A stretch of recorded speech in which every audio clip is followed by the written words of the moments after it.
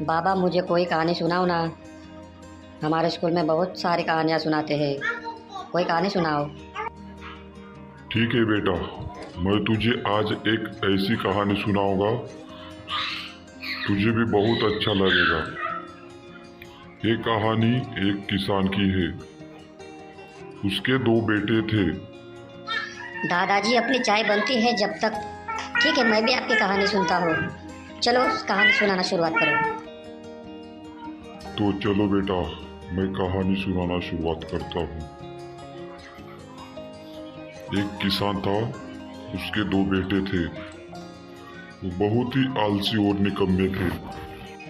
बाबा वो आलसी थे? हाँ बेटा, वो तुम्हारी ही तरह बहुत आलसी थे, इसलिए मैं तुम्हें ये कहानी सुनाता हूँ।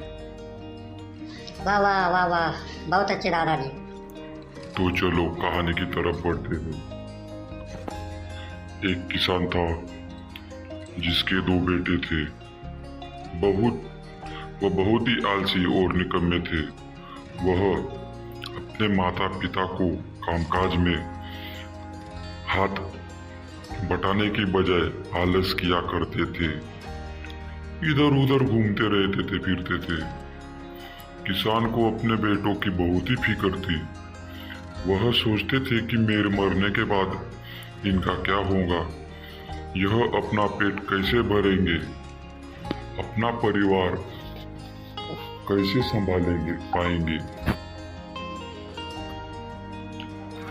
एक दिन किसान की हालत बहुत ही गंभीर थी। कहने का मतलब किसान मरने की हालत में था।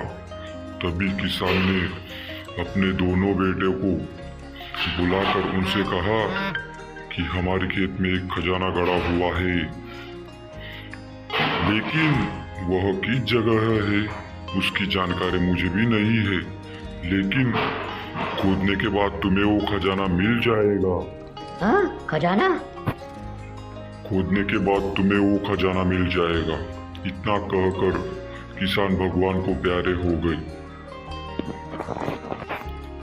खजाने की खबर सुनकर दोनों बेटों के मन में लालच आ गया और वह दोनों खेत पर चले गए और खेत को खोदने लगे।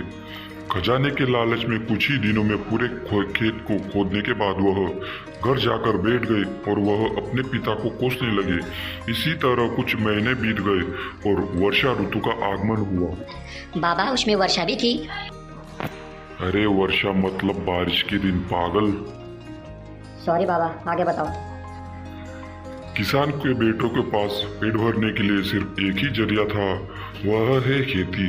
तब बाकी किसानों की तरह किसानों के बेटों ने खेत में बीज बोने शुरू कर दिए। वर्षा का पानी पाकर वह बीज अंकुशित हुए और देखते ही देखते खेत लहराने लगे। ऐसा लग रहा था कि हवा के झोंकों से लहरा रहा था।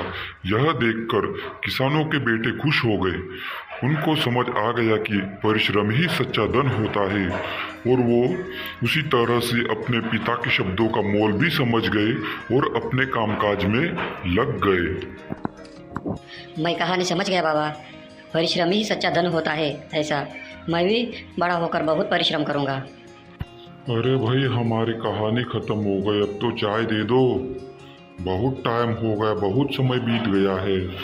हाँ दादाजी, हाँ दादाजी, बस हो गया, भेजता हूँ। तो चलो दोस्तों, अगली कहानी में मिलते हैं। Bye bye, Tata.